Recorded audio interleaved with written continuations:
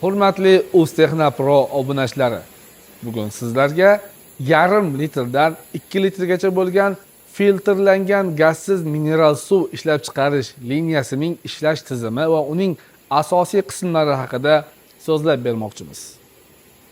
Ko'rib turgan liniyangiz yarim litrdan 2 litrgacha bo'lgan filtrlangan gazsiz mineral suv ishlab chiqarish liniyasi hisoblanadi.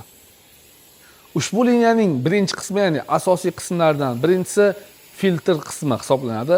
Bu filtrlash qismidan suvimiz o'tgandan keyin to'g'ri monoblokka boradi va monoblok esa 883, ya'ni 8 ta bakalashkani chayish qismi, 8 ta bakalashkaga suv quyish qismi hamda 3 dona bakalashka qopqog'ini burash qismidan iborat. Navbatdagi qism bo'lsa bakalashkaga yorliq yopishtirish qismi bo'lib, unda siz o'zingizning brendingiz tushirilgan yorliqlarni bakalashkalarga yopishtirishingiz mumkin bo'ladi.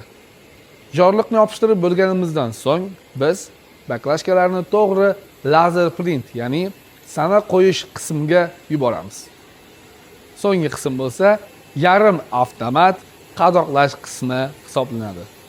Agar sizga ushbu liniyamiz qiziq bo'lsa, quyidagi raqamlarga murojaat qiling, sizlarga batafsil ma'lumotni beramiz.